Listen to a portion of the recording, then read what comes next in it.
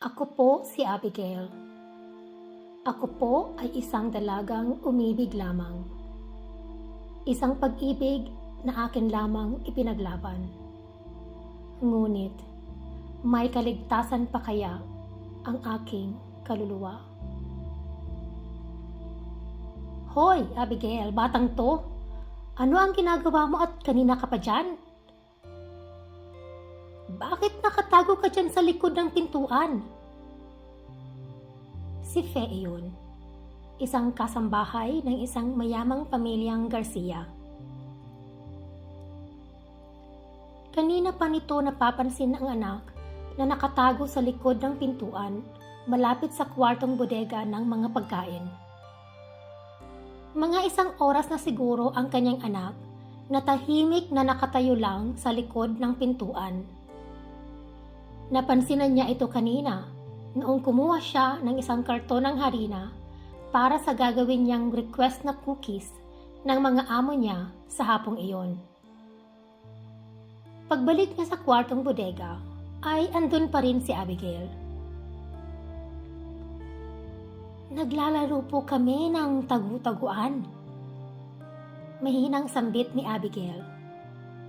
Nino, kalaro mo ba sina Sir Diego? Aba at kanina pang tapos ata ang laro ninyo at nasa hardin na ang mga kasama nito?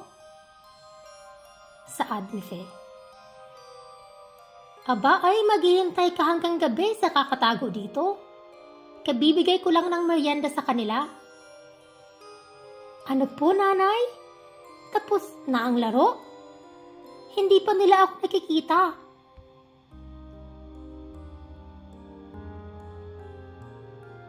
Inis na lumabas ang batang si Abigail. Paglabas nga niya, ay nakita na niya sina Diego at ang mga kaibigan nito na sarap sa pagkain ng mga cookies. Hoy Diego! Bakit hindi ninyo ako hinanap? Tapos na pala ang laro, iniwan niyo lang ako? Ang dadaya ninyo? Saad ni Abigail. Nagtawanan si Diego at ang mga kaibigan nito. Mga kaklase ng Batang Garcia ang mga ito na kada Sabado ay nasa malaking bahay ni Diego para maglaro. Bakit ka naman namin hahanapin? Anak ka lang naman ang katulong namin. Hindi ka importante, hoy! Maarting sambit ng isang batang babae. Uy naman, Diego! Bakit hindi ninyo ako hinanap? Makulit na lumapit si Abigail sa anak ng kanilang amo. Tumingin sandali si Diego kay Abigail. Huwag ka nang makulit, Abigail. Nakalimutan ka kasi namin. At saka dumating na ang meriendang cookies kaya tinapos na namin ang tagu-taguan. O ayan, kumuha ka na ng cookies. Sobrang sarap niyan. May chocolate chips yan. Itinuro ni Diego ang mesa kung saan may natitiran pang iilang cookies at bumalik na naman ang atensyon nito sa paglalaro ng Lego. Umismid ang kaninang maarting batang babae. Inis na tumingin ito kay Abigail. Halatang hindi nito gusto ang kalaro ni Diego. Diego, anak lang naman siya ng kasambahay ninyo. Bakit ang bait-bait mo sa kanya? Tanong ng batang babae kay Diego. Hindi pinansin ni Diego ang kaibigan niya. Masyado itong nakafocus sa kanilang ginagawang building na Lego. Umirap ulit ang bata kay Abigail, ngunit mukhang hindi naman apektado si Abigail. Kumuha ito ng cookies at tumabi kay Diego habang natutuwang nagmasid sa laro. Ang ganda naman ng building na yan. Oo naman, Empire State Building yan. Empire State Building? Wow! Simula nang magkamalay si Diego, ay kalaro na niya ang anak ng kanilang kasambahay. At dahil mga bata pa sila, hindi nila alam kung ano ang kaibahan ng anak ng amo at anak ng katulong. Uy, itong isang brick. Ilagay mo dito, Abigail. Ito ay isa sa mga alaala ni Abigail sa kanyang kaibigang si Diego. Sabik na sabik ang dalaga sa pagbabalik ng kanyang kaibigan galing sa Europe. Noong magpipitong taon pa lamang si Diego, ay nagdesisyon ang pamilyang Garcia na mag-migrate sa Germany. Ibinili nila kay Fe at Canor ang pangangalaga ng bahay. Si Canor ang tatay ni Abigail na nagsilbing driver at all-arounder ng pamilya noong nasa Pilipinas pa ang mga ito. Ngayon nga ay tuwang-tuwa si Abigail. Pagkalipas ng mahigit 20 years, ay babalik na daw for good ang buong pamilya, kasama si Diego. Ang nakakatandang kapatid na babae nito na si Josephine ay nakapag-asawa ng German at nagdesisyon na doon na manirahan. May mga anak na rin kasi ang mga ito kaya mahirap nang basta na lang agad umuwi ng Pilipinas. Busy si Fe at Canor sa paglilinis ng buong bahay at malaking bakuran ng mga dating amo. Maraming utos ang kanilang amo. Ayan na ang pagpapintura ng buong bahay. Ang paglalagay ng dineliver na chandelier, sofa, mga bagong higaan at mattresses. Pati mga kaldero, pinggan, kubiertos, at mga gamit sa kusina ay bago din. Araw-araw may dumarating na bagong delivery sa kanilang malaking bahay. Sa araw na ito na ang nakatandang dating ng magpamilya. Maaga pa kanina si Mang Canor para sunduin ang pamilya sa airport. Maya-maya nga ay may bumusina na sa malaking gate. Pinindot ni Abigail ang remote para mabuksan ito. Dahan-dahang pumasok sa driveway ang isang malaking sasakyan. Andiyan na sila! Masayang salubong ni Fe sa sasakyan. Sabik at natutuwa ding nakasunod si Abigail sa ina. Unang bumukas ang driver's seat at lumabas doon ang may katandaan ng si Mang Canor. Pagkasandali lang ay bumukas na rin ang passenger seat at taxi at lumabas doon sina Amelia at Peter Garcia. Pagkatapos ay lumabas ang binatang si Diego na nagpasiklab ng pintig ng puso ni Abigail. Ang gwapo niya! Yon ang lumilipad sa utak ni Abigail habang tinititigan ang dating kalaro. Mabilis lumapit si Fe sa mga dating amo at yumuyog ito sa kanyang pagbati. Masaya din ang mukha ng mag-asawang amo. Matagal na nilang kasambahay si Fe at Mang Canor at mula pa noon ay magaan na talaga ang loob nila sa mag-asawa. Ikaw na ba si Abigail? Biglang tanong ni Diego na lumapit kay Abigail. Uy, ang laki mo na! At buti na lang maganda ka! Ang pangit mo noong mga bata pa tayo? Pilyo nitong wika. Nagkatawanan ang buong grupo. Sinaway ni Amelia ang kanyang anak na si Diego. Ikaw, Diego, kadarating lang natin at nagloko ka na kaagad. Cute naman itong si Abigail kahit noon pa. Huwag ka mag-alala, Abigail. Mabait naman yan si Diego. Medyo mahilig lang talaga mang-asar. Iyan na ang mamahala ng bahay at mga naiwan negosyo namin dito. Ayaw daw niya sa Germany, ewan ko ba dyan? Ay, bakit ayaw mo sa Germany, iho? Tanong ni Fe. Ang ganda-ganda ng buhay sa abroad. Ay nako, Nanay Fe. Tamad kasi yang si Diego. Puro lakwatsa lang ang alam at hindi talaga nag-aral ng mabuti, kagaya ng ate niya. Ayan tuloy, hindi makahanap ng magandang trabaho doon. Sabi ko, total may lupa naman kami dito sa probinsya. Ay, pwede na siya na mamahala at magnegosyo na rin. Konting capital lang naman ang kailangan, pwede na siyang magsimula. Tamad ka pala, Diego. Sabat bigla ni Abigail. Sa bagay, Diego, noon pa man tamad ka na at medyo mapurol din ang utak mo. Diretsong sabi ng dalaga. Nagkatawanan ang lahat maliban kay Diego. Halatang pikon na nauna na itong pumasok sa bahay. Abay, pilya pa rin pala itong si Abigail hanggang ngayon. Saad ni Amelia Garcia na marahang pinisil ang mga pisngi ng dalaga. Pumasok na rin ito sa kanilang malaking bahay. Nang makapasok na silang lahat sa bahay, ay natutuwang binigyan ng papuri ng among babae sina Fe. Mahusay daw lahat at maganda. Nagpasalamat ito sa mag-asawang kasambahay at sinabing magpapahinga na muna sila sa kwarto at pagod sila sa biyahe. Si Peter naman, ang among lalaki, ay isinama si Mang Kanor. Gusto nitong maglibot muna sa kanilang naiwang lupa. "Gusto mo bang sumama, Diego?" tanong ng kanyang ama. "Sige pa. Uy, Abigail, gusto mong sumama? Buti hindi ka nagalit sa akin." "Okay lang. Alam kong tamad ako noon at mapuro lang utak. Ano naman, mayaman naman ako." "Hahaha. Ikaw, matalino nga, pulubi naman." Nakakalokang tumingin ito sa kanya at tumawa ng malakas. "Diego, ano ka ba? Pasensya ka na, Abigail." Saad ni Peter sa dalaga. "Okay lang to iyon, Sir Peter. Magkaibigan naman po kami. Mabuti nga at hindi nagbago ng ugali si Diego kahit tumira pa ng matagal sa Germany. Mabait pa rin siya sa akin." Ngiting sabi ni Abigail at lumakad na katabi si Diego. Naging maayos ang pagbabalik ng pamilyang Garcia sa kanilang lugar. Madalas ay madami ang mga kamag-anak at kaibigan na bumibisita sa kanila, kaya palaging abala ang mga magulang ni Abigail. Hindi nakatira sa malaking bahay ang pamilya ni na Abigail. May sarili silang bahay na medyo malayo sa lungsod.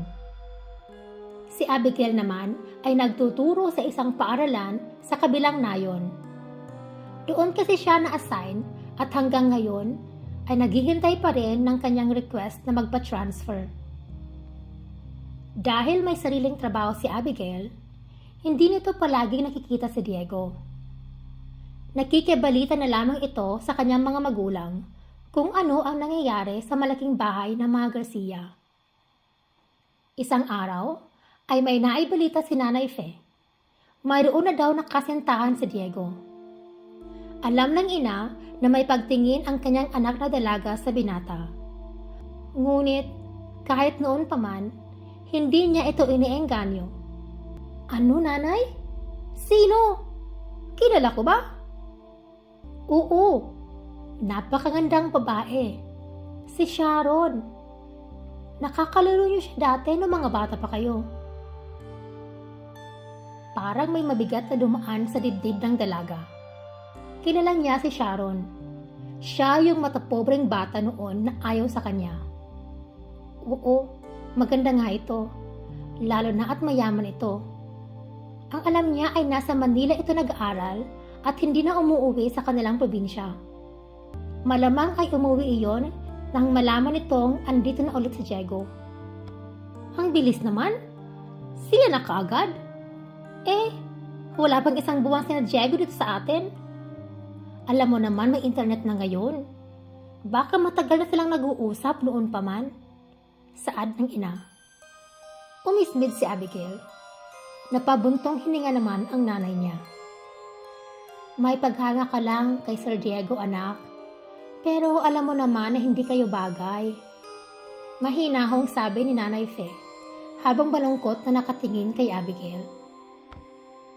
Tumigil si Abigail sa pag-ismid. Nakakalimutan niya kung sino nga ba siya. Tahimik siyang pumasok sa loob ng kanyang kwarto. Naiinis siya at nalulungkot at nagagalit. Bakit kasi hindi sila naging mayaman?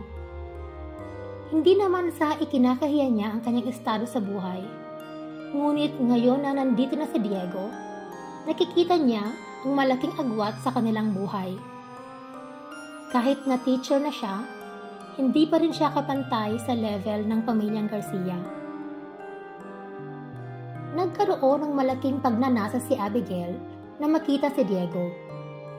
Malaki talaga ang pag-imig niya sa lalaki. At hindi siya handa na basta na lang sumuko.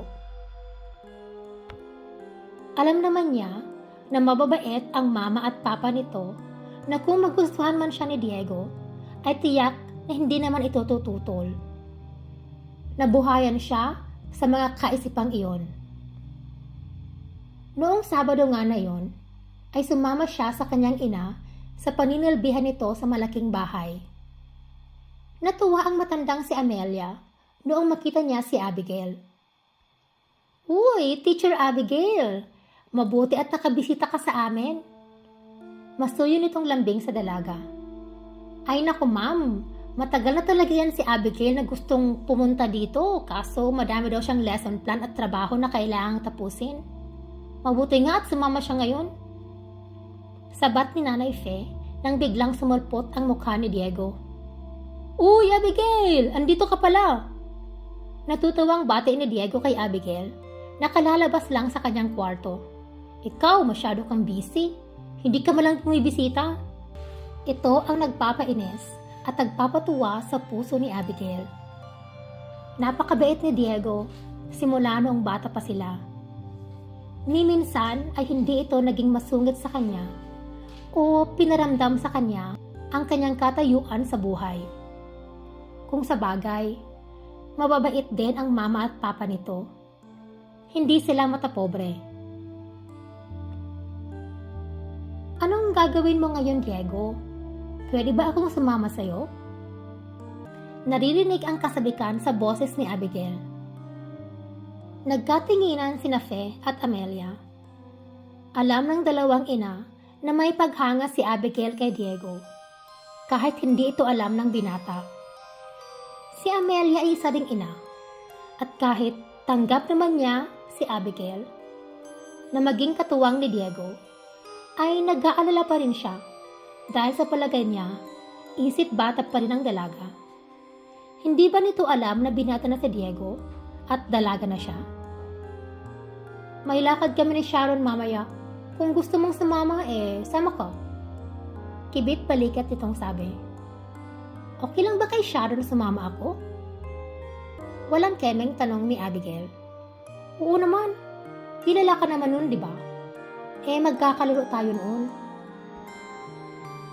"Nanay Fe, pwede bang ipagluto mo ako mamaya noong ginataan na matamis? Yung may mangga at sago? Alam mo naman na paborito ko yun." Tanong ni Diego kay Fe at naglalambing. "Ikaw pa rin ang pinakaborito kong cook, Nanay Fe. Alam mo yan." Umismid si Amelia. "At ako?" Tanong nito kay Diego. Tagaan niya nagtatampo ito. Niyakap ni Diego ang kanyang mama. "Ma, magaling ka namang magluto nung nasa Germany pa tayo. Ngayon, retired ka na. Kaya babalik na ako kay Nanay Fe." Siniko ni Amelia ang kanyang anak. Napakalambing nito at alam naman talaga niyang hindi siya magaling magluto.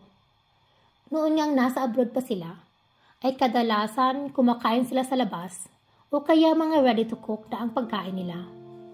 Yun din ang malaking dahilan kung bakit nagdesisyon silang umuwi ng Pilipinas. Kailangan nila ng masustansyang pagkain habang tumatanda. At sa Pilipinas, may mga katulong silang pwede magluto at magsilbi sa kanila. "Oo na at magluto na ako." Natatawang sabi ni Nanay Fe habang pumunta na ito sa kusina. Narinig nilang may bumisina sa labas at maya-maya ay pumasok na nga ang isang napakagandang dalaga na si Sharon. Matangkad ito, maputi at palingkinitan. Ngunit makikita sa mukha nito na hindi ito mabait dahil sa nakataas itong kilay. "Ikaw si Abigail, ano?" Bungat nito pagkatapos halikan sa labi si Diego. Ni hindi malang ito bumati kay Amelia na ikinataas din ang kilay ng ginang. "Ako nga," tugon ni Abigail. "Andito ka pa rin pala." Tipid itong sabi at itinuon ang atensyon kay Diego. "Love, ready ka na ba? Alis na tayo." Malambing itong saad sa kanyang kasintahan. "Kunin ko lang ang sipi at wallet ko sa kwarto. Nga pala, gustong sumama nitong si Abigail." Dagdag ni Diego habang papasok na ito sa kwarto. "What?" Tumaas ang boses ni Sharon. Bumanang ito kay Abigail at tiningnan ng babae mula ulo hanggang paa. "Of course not." Saad nito. Hindi ito narinig ni Diego dahil nasa kwarto na ito. Ngumiti si Abigail. "Bakit naman?" Sabi ni Diego, "Pwede akong sumama." What are you, alalay? Chaperone? No. Kumibit balikat si Abigail at tumingin kay Amelia. Tumingin lang ang ginang kay Abigail at sa mga mata nito ay nagsasabi kay Abigail na huwag itong makipag-away. Naintindihan ito ni Abigail at dahil ayaw niya magkaroon ng problema kay Amelia ay nakapagpa siya itong gawin ang gusto ng ginang. Lumabas si Diego mula sa kanyang kwarto. Ready na ba kayo? Halika na. O ano, Abigail? Sasama ka, di ba? Hindi na ako sasama, Diego, at ayaw ni Sharon. Diretsong saad ni Abigail. Hell no, of course not. Diego, this is our day. Bakit sasama siya? Wala namang problema kung sasama si Sharon. Pero Abigail, kung ayaw mo desisyon mo yan. Humalik sa pisngi ni Amelia sa Diego at nagpaalam na ito kay Abigail. Nanay Fe, pagbalik ko, expect ko na ang merienda ha? Malakas sa sambit ni Diego para marinig ito ni Fe na nasa kusina. Ay nako Diego, ito nga, tagsimula na ako. Malakas ting sagot ni Fe na galing sa kusina. Nakatingin lang si Abigail sa dalawa habang papalabas ang mga ito. May nabubuong plano si Abigail sa kanyang isip. Gusto niya si Diego at gusto niya na mapasa kanya ang binata. Anak, Abigail, marahang nagsalita si Amelia na ikinagulat naman ang dalaga. Mama Amelia? Alam kong may gusto ka sa anak ko. Wala namang problema iyon sa akin. Magkasintahan na si Diego at Sharon. Kung kayo talaga ay magiging kayo. Tahimik na nakayuko si Abigail. Medyo napahiya siya at ngayon lang niya napagtanto na napaka-transparent pala niya. Magugustuhan po kaya ako ni Diego? Mahina niyang tanong. Hindi ko alam, iha. Hinaplos ni Amelia ang likod ni Abigail. Ngunit bata pa si Diego. Usually sa kanyang edad, hindi pa talaga niya alam kung ano ang gusto niya. Especially yan si Diego. Nakikita mo naman na napaka-happy-go-lucky niya. Mabuti na nga lang talaga at hindi napaparkada sa mga maling tao. Mahal ko po siya, Ma'am Amelia. Mahinang sinabi ni Abigail. Alam ko at hindi kita masisisi dahil mula pa nga ng bata kayo ay mabait na talaga iyan si Diego. Lalo na sa'yo. Sa palagay ko nga ay itinuturing kanyang nakababatang kapatid kahit noon pa man. Matiim at tiningnan ni Amelia si Abigail. Gusto nitong maintindihan ng dalaga na sa palagay niya ay kapatid lamang ang turing sa kanya ni Diego. Ngunit hindi ito naintindihan ni Abigail. Sa utak at puso ni Abigail ay mahal niya si Diego at handa siyang makipaglaban para maging sila. Natutuwa din ang dalaga na napakabait ng pamilyang Garcia at sigurado siya na mas gugustuhin ng mga ito siya kesa sa hambog na si Sharon. Si Abigail ay isang babae na marunong maghanap ng solusyon sa kanyang mga problema. Simula pa man ay palaban na siya. Nakukuha niya ang lahat ng naisipan niya dahil malakas ang kanyang loob. Halos kada Sabado at Linggo ay nasa malaking bahay si Abigail, na siya namang palaging ikinakainis ni Sharon. Bilang babae, alam ni Sharon na may gusto si Abigail sa kanyang boyfriend. Naiinis din si Sharon dahil sa hindi ito nakikita ni Diego. Isang Sabado, habang nasa lanay si Abigail at gumagawa ng kanyang lesson plans, ay pinuntahan siya ni Sharon. Mag-usap nga tayo, babae ka. Nang gigigil itong bungad. Alam ni Abigail kung bakit. Pinuri siya ni Diego kanina dahil sinabi ni Abigail sa lahat na magiging speaker siya sa isang gagawing teachers conference sa kanilang rehiyon. Napahanga naman sina Amelia at Peter sa balitang ito ni Abigail. Iniangat ni Abigail ang kanyang mukha mula sa pagtatype. Hindi mo makukuha si Diego sa akin.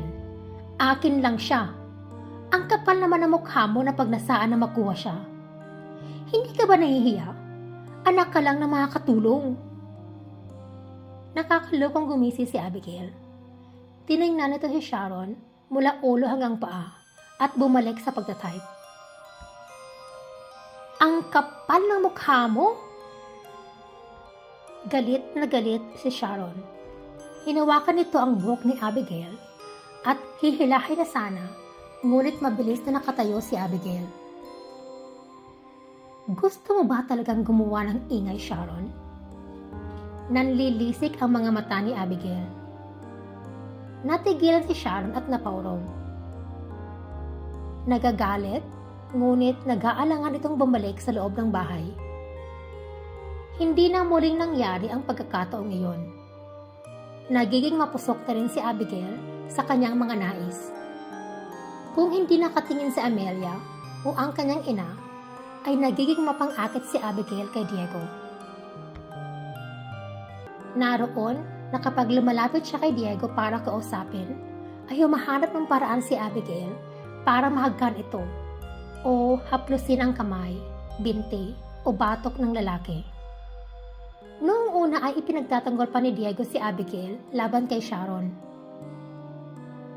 Magaan kasi talaga ang loob ni Diego sa dalaga. Ngunit noong tumagal ay napapansin na rin ni Diego ang mga ginagawa ni Abigail at hindi niya ito nagustuhan.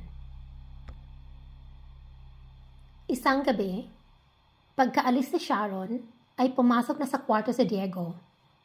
Gabi na iyon at nakauwi na si Fe at Mang Kanor. Ang mag-asawang Garcia naman ay nandoon na rin sa kanilang kwarto at nagpapahinga. Abigail? Ano ang ginagawa mo dito? Nagulat si Diego. Si Abigail ay walang saplot na nakahiga sa kanyang kama. Lumapit ka sa akin, Diego. Marahang tugon ni Abigail. Biglang kinuha ni Diego ang duvet na nakalaylay sa sahig at itinapon ito sa hubot-hubad na si Abigail.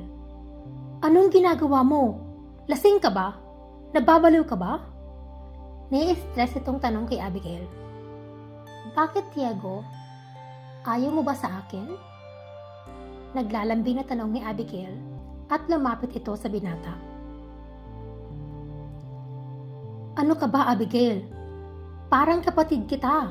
Ano ka ba? Magbihis ka at ako na mismo ang maghahatid sa iyo sa bahay ninyo. Akala ko ay umuwi ka kasama ni Nanay Fe.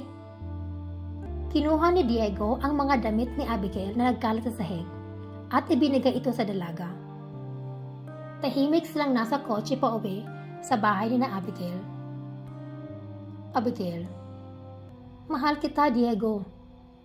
Napabuntong hininga si Diego. Abigail, alam mong may kasintahan na ako. Hindi mo siya mahal, Diego. Mariin na sambit ang dalaga. Napatingin si Diego kay Abigail. May lungkot sa mga mata nito na kitang-kita ng dalaga. Hindi, Diego. Hinawakan ni Abigail ang braso ni Diego. Mahal mo ako at mahal din kita. Tayo ang nakatadhana. Habang pauwi sa Diego sa kanilang bahay, ay gulong-gulo ang isip ng binata. Mahal niya si Abigail, alam niya. Ngunit ito ay pagmamahal ng isang kaibigan lamang o isang kapatid. Mahal din niya si Sharon, at si Sharon ang gusto niyang maging kasintahan, hindi si Abigail. Sa mga linggong lumipas, iniwasan ni Diego si Abigail. Kung nasa malaking bahay ang dalaga, ay nagkukulong lamang ito sa kanyang kwarto, o kaya naman ay maghapong nasa labas.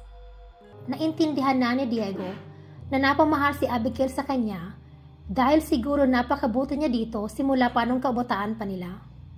Ayaw niyang saktan ng kaibigan, ngunit ayaw din niyang umasa pa ito. Si Sharon ang gusto niyang kasintahan. Napapansin ni Abigail ang pag-iwas sa kanya ni Diego at nagagalit siya dito.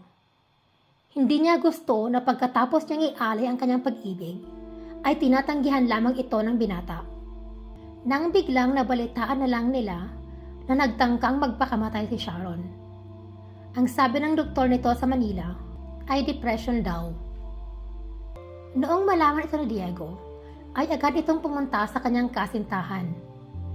Inalagaan ni Diego si Sharon at palagi itong nakabantay dito.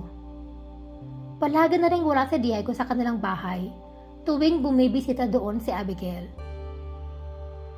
Nabalitaan ulit ni Abigail mula sa kanyang ina na bigla daw nagkaroon ng kakaibang sakit si Sharon. Ang mga balat ng dalaga ay nagkaroon ng mga butlig-butlig na may nana at tugo. Skin disease daw, sabi, ngunit wala pang tiyak na diagnosis ang hospital. Dumalaw daw sina Amelia at Peter at hindi na nito makilala ang dating napakagandang dalaga. Pati ang mukha nito ay may mga tumubo ding nagnananang sugat. Grabe daw ang ipinayat ng dalaga. Kumusta naman si Diego, inay? Tanong ni Abigail. Wala siyang pakialam kung ano man ang nangyayari kay Sharon. Ayon at nakabantay sa kanyang kasintahan. Sabi ni Amelia ay mahal na mahal daw ni Diego si Sharon at sobrang nahihirapan ito sa nangyari sa kanyang kasintahan. May dumaang kirot sa puso ni Abigail sa kanyang mga narinig. Gusto mo bang bisitahin sila sa hospital? Tanong ni Fe sa anak. Umismid si Abigail. Hindi naman ako gusto ni Sharon, Nay. Alam mo naman yan. Pumunta na sa kanyang kwarto si Abigail.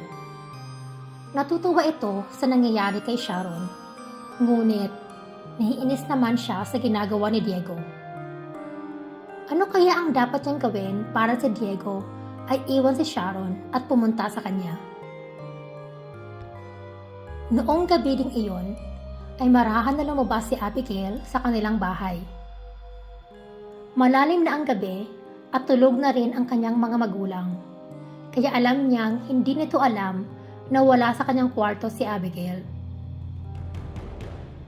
Ang sabi sa kanya ng mangkukulam na nakilala niya, ay maghihingi ito ng kabayaran kay Abigail sa tamang panahon. Ngunit hindi na muna niya ito iniisip. Ang mahalaga ay maalis sa kanyang landas si Sharon. Tinahak ni Abigail ang daan papunta sa liblib na kubo ni Aling Estancia. Isa itong mangkukulam, ngunit ang alam ng kanyang kabaryo ay isa lamang itong weird na matanda na nakatira sa dulo ng kanilang baryo. Inaantay siya ni Aling Estancia. Pasok ka! Narinig ni Abigail ang boses nito galing sa loob ng kubo. Pumasok si Abigail sa kubo. Nakaluhod ang matanda sa unahan ng kanyang altar at napapalibutan ng iba't ibang laki at uri ng kandila. Ngunit lahat ng kandilang ito ay iisang kulay lamang. Kulay itim. Nakatalukbong ng itim na bandana si Aling Estancia. Tumingin ito sa kanya at sumenyas na lumuhod din si Abigail katabi nito. Ilang beses na ang ritual na ito, kaya alam na ni Abigail ang kanyang gagawin. Nagsimula ng mag-orasyon sa isang dayuhang lengguwahe ang matandang mangkukulam. Minsan garalgal ang boses nito, minsan naman ay parang kumakanta. Tahimik na nakaluhod lamang si Abigail. Maya-maya ay may kinuha na isang manika ang matandang mangkukulam. May tusukin nito ang manika. Mahiwa-hiwain ito gamit ng karayom. Idinadaan din niya ang manikang ito sa usok na itim ng mga kandila. Mga kalahating oras ang tinagal ng kanilang ritual nang tumayo na ang mangkukulam. Mapapasa iyo ang binatang pinupusuan mo, saad nito. Napangiti si Abigail. Talaga? Kailan? May ibinigay na isang maliit na boteng may walang kulay na likido ang magkukulam kay Abigail. Ipainom mo ito sa binatang pinupusuan mo bago ang kabilugan ng buwan. Kapag mainom na ito ng lalaking iyon, ang puso niya ay mapapasa iyo na. Kung hindi ikaw, wala nang iba pang magmamay-ari sa kaniya. Ito ba ang gusto mo? Aba, oo. Iyan ang gusto ko. Kung hindi man ako, mas mabuti pang mamatay na lang siya. Madilim na tugon ni Abigail. Alam mo na may kabayaran ng lahat ng ito, Abigail. Marahang sabi ng mangkukulam. Wala akong pakialam kung ano man ang kabayaran. Ibibigay ko iyon. Ang gusto ko lang ay mapa sa akin si Diego. Matiim na sambit ni Abigail. Kung gano'n ay humayo ka ha. Tandaan mo, kailangan magpainom mo ito sa taong ninanais mo bago ang kabilugan ng buwan. Meron ka na lang na 2 gabi. Hehehehe. Kinabukasan ay nabalitaan ni Abigail na namatay na si Sharon. Bigla na lamang daw itong nagkumbulsyon at pagkatapos ng mahigit 20 minuto ay nawalan na ng hininga. Nakita itong lahat ni Diego dahil nandoon siya ng mga sandaling iyon at nagbabantay. Para na raw mababaliw ang binata. Bumisita si Abigail sa malaking bahay. Pinilit niya makalapit kay Diego, ngunit parang asiwa sa kanya ang binata. Nararamdaman ni Abigail na ayaw ni Diego ng kanyang presensya. Ni hindi man siya nito batiin o kaya man lang ay matingnan. Noong gabi ng kabilugan ng buwan, ay doon na sa malaking bahay planong matulog ni Abigail. Hinayaan naman siya ni Amelia at Peter dahil mabait naman talaga ang mga ito kay Abigail. Pagkatapos ng hapnan, ay nagligpit na ng pinagkainan si Abigail. Hindi kumain si Diego. Pagkatapos itong dumating sa bahay galing sa cremation ni Sharon, ay nagkulong na ito sa kanyang kwarto. Kumatok si Abigail. Diego, gusto mo bang kumain? Hindi ka ba nagugutom? Mahinang sambit ni Abigail sa labas ng kwarto ni Diego. Hindi, Abigail. Matutulog na ako, pero salamat. Narinig niyang sagot ni Diego. Sige, Diego, ngunit uminom ka man lang sana ng juice. Kahit juice man lang. Ayoko, Abigail. Please, pabayaan mo na ako magpahinga. Kumatok ulit si Abigail. Buksan mo ang pinto, Diego. Juice lang. Pagkatapos ay papabayaan na kita. Ilang sandali ay bumukas ang pinto at inilawa doon ang binata. Matindi ang pinayat nito at malalim rin ang kanyang mga mata dahil sa matinding puyat at pagod. Ibinigay ni Abigail ang mango juice sa kamay ni Diego. Inumin mo ito, Diego. Kahit ito lang. Sige, salamat, Abigail. Isasara na sana ni Diego ang pintuan nang harangin ito ng kamay ni Abigail. Gusto kong inumin mo yan ngayon din para malaman kong ginawa mo nga. Walang nagawa si Diego at ininom nito ang juice sa harapan ni Abigail. Gumuhit ang isang manipis ng ngiti sa mukha ng dalaga habang nakikita niyang nauubos na ni Diego ang laman ng baso. Sa wakas, sa isip nito. Nagpasalamat si Diego kay Abigail at nagpaalam na itong matutulog. Tuwang-tuwa si Abigail sa gabing iyon. Wala siyang pakialam na dahil sa kanya ay wala na si Sharon. Ang alam lang niya ay simula bukas ay mapapasa kanya na ang kanyang lalaking iniibig. Nagising si Abigail sa tili at iyak ni Amelia. Lumabas si Abigail at nakita niyang na nagkakagulo sa kwarto ni Diego sina Amelia at Peter. Nandoon din ang kanyang mga magulang na sina Fe at Mang Canor. Anong nangyari, Inay? Humahangos niyang tanong. Tumiretso siya sa kwarto ni Diego. Hindi na siya napigilan ng kanyang mga magulang. Tumambad sa paningin niya ang wala ng buhay na si Diego. Nagbigti ito. Nakaluhod at nakayakap sa mga paa nito si Amelia. Hindi maaari! Umiiyak at sumisigaw din si Abigail sa kanyang sakit na nararamdaman. Hindi tama ang mga nangyayari. Dali-daling umalis ng bahay si Abigail. Anak, saan ka pupunta? Nag-aalang tanong ni Faye. Babalik din ako, inay. Diretsong pinuntahan ni Abigail ang liblib na kubo ni Aling Estancia. Sarado ang pintuan at marahas na kumatok si Abigail dito. Buksan mo ang pinto! Mangkukulam! Sigaw ni Abigail. Kusang bumukas ang pinto.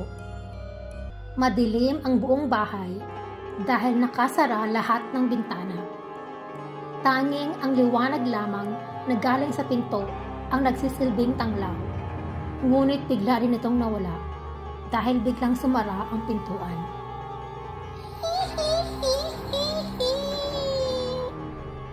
Galit at walang takot na hinarap ni Abigail ang mangkukulam. Wala sa usapan natin na mamamatay si Diego. Galit na singhal ni Abigail noong makita niyang palapit sa kanya si Aling Estancia. Wala ba? Ang sinabi ko, kung hindi siya mapapasayo, ay hindi siya mapupunta sa iba. Iyon ang sabi ko.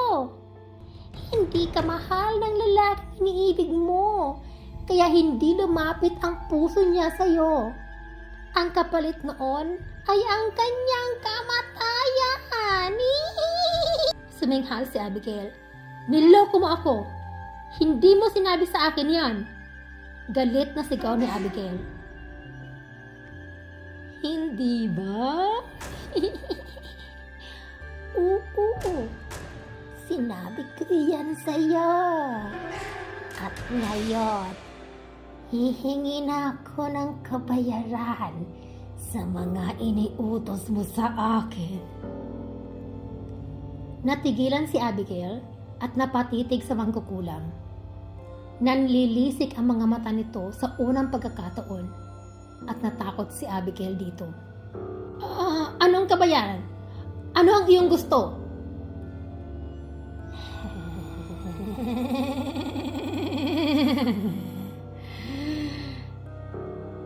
Ang buhay ng iyong mga magulang. Dalhin mo sa akin ang kanilang mga puso. Hindi ko gagawin niyan. Hindi! Hindi! Napahakbang pabalik si Abigail. Walang problema kung hindi mo iyan gagawin. May isa ka pang pagpipilian. Nakangisi at nanlilisik na napatitig ang mangkukulam kay Abigail. Ano iyon? Tubusin mo ang aking buhay. Gusto ko nang magpahinga. Ano? Ako po si Abigail. Isang lihim na aswang. Simula ng pagkamatay ni Diego, ay umalis na sa aming lugar ang pamilyang Garcia. Ibinenta nila ang malaking bahay sa napakamurang halaga at bumalik sa Germany. Pinaalis na ng mga bagong nagmamay-ari ng bahay ang aking mga magulang. Hindi nito kailangan ang matatandang katulong. Nag-iisa na rin ako sa buhay. Ang aking mga magulang ay dinapuan ng karamdaman na katulad ng kay Sharon. Yun nga lang, matagal na nagtiis ang aking napakabuting ina at ama dahil wala kaming pambayad sa doktor. Ang aking sahod bilang isang guro ay kulang na kulang kahit pambili man lang ng antibiotics o kaya creams para maibsan ng kaunti ang kanilang paghihirap. Namatay silang nagdurusa. Ngunit masigit ang aking pagdurusa habang nakikita ko sila sa kanilang paghihirap. Kada kabilugan ng buwan ay ako ay nagiging aswang. Ipinamana sa akin ni Anang Estancia ang kanyang binhi. Wala akong magawa kundi ay tanggapin ito. Gabi-gabi ay nagpapakalayo-layo ako sa loob ng kagubatan. Mahirap iwasan ang napakasarap na amoy ng dugo ng tao. Ngunit ayoko nang pumatay. Si Sharon, si Diego, si Inay, si Itay. Ang kanilang mga dugo ay nasa aking mga kamay. Ito ay ang aking parusa na walang kapatawaran.